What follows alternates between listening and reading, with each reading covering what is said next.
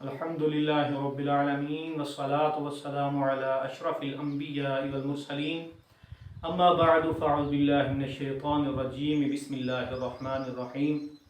سامعین کرام، آج کی اس نشست میں ہمارا موضوع ہوگا تکبر کی مذمت۔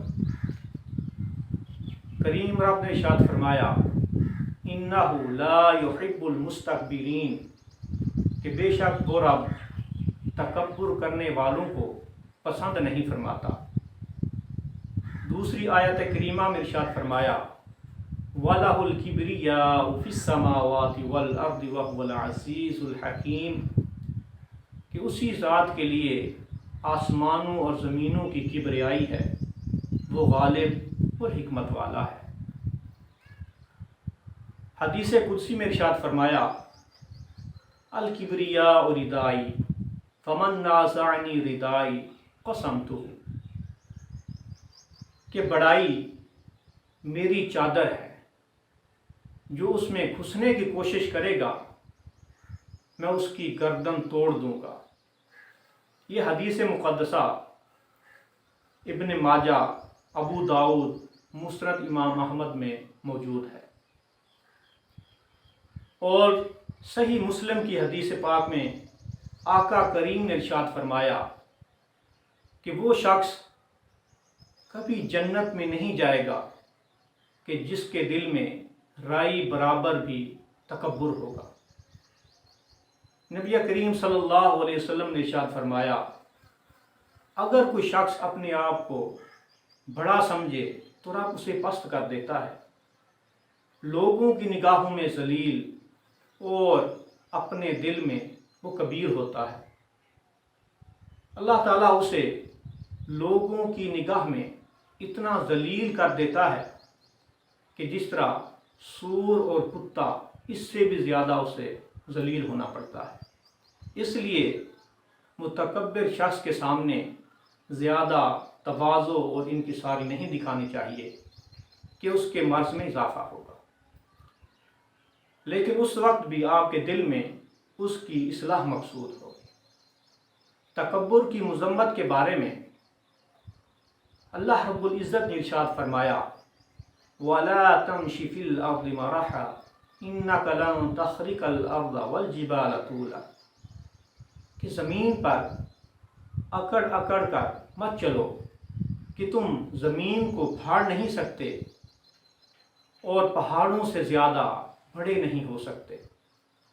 پھر انسان کی حقیقت کیا ہے، اس کے بارے میں اللہ رب العزت نے ارشاد فرمایا الم یک نطفۃ من ماء مہین، کہ ہم نے تمہیں ایک بے قدر پانی سے پیدا کیا اور تمہاری قدر یہی ہے کہ اگر وہ پانی کپڑے پر لگ جائے تو تم نماز ادا نہیں کر سکتے یہاں تک کہ اس کو دور کر دو۔ تکبر عزازیل راخوار کر بزندان لعنت گرفتار کر، کہ تکبر ایسی چیز ہے کہ جس نے ابلیس کو عزازیل، رجیم، مردود جانے کیا کیا بنا دیا، اور اس کی عزت اور اس کی باتیں خاک میں مل گئی۔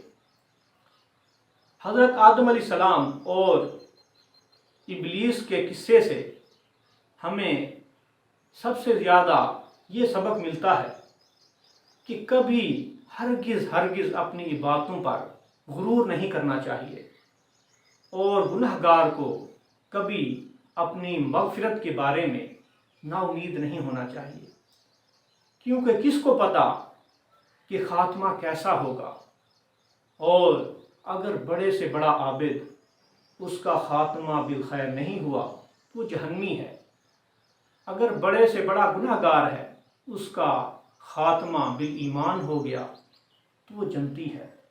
اس لیے آقا کریم نے ارشاد فرمایا، مشکاہ شریف کی حدیث ہے انما الاعمال بالخواتیم، کہ اعمال کا دار و مدار خاتموں پر ہے۔ اگر کوئی شخص تہجد بھی پڑھتا ہے، 5 وقت نماز بھی ادا کرتا ہے، وظائف کرتا ہے، لیکن اس کے باوجود اس کے دل میں ذرا بھر تکبر موجود ہوا تو اس کی ساری عبادتیں بیکار ہو گئی۔ اور یہ مشاہدے کی بات ہے، میں نے کتنے لوگ دیکھے کہ عبادت گزار بھی ہیں، تہجد بھی پڑھتے ہیں، لیکن وہ تکبر سے بھرے ہوئے ہیں۔ حتیٰ کہ ایک شخص میرے پاس آیا، کہنے لگا کہ جناب آپ نے فلاں فلاں میرے لیے انتظام کیوں نہیں کیا؟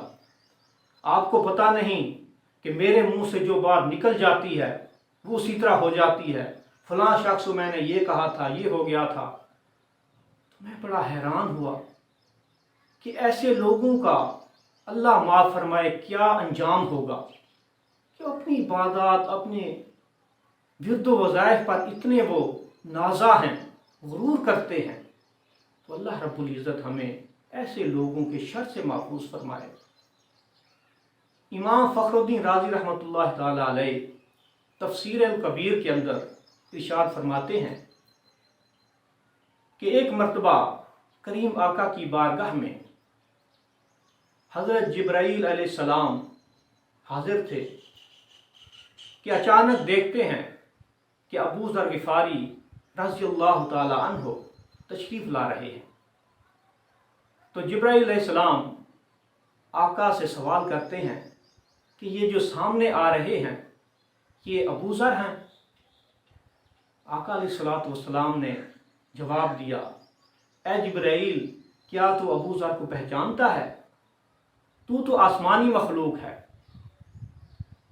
جبرائیل عرض کرنے لگے کہ اے محبوب، مدینہ میں جتنی ابو ذر کی شہرت ہے اس سے بھی زیادہ ہم فرشتوں کے اندر سے زیادہ شہرت رکھتے ہیں۔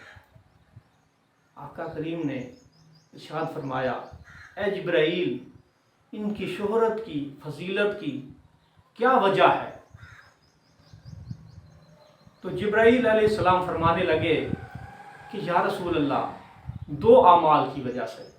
ایک یہ اپنے دل میں یہ اپنے آپ کو حقیر محسوس کرتے ہیں، تکبر نہیں کرتے۔ دوسرا یہ کہ یہ سورۃ اخلاص کی کثرت سے تلاوت کرتے رہتے ہیں۔ تو کریم رب سے دعا ہے کہ اللہ کریم ہمیں اس تکبر سے اپنے حفظ و امان میں رکھے اور سورۃ اخلاص کثرت سے ورد کرنے کی توفیق عطا فرمائے۔ وما علیہ الا البلاغ المبین۔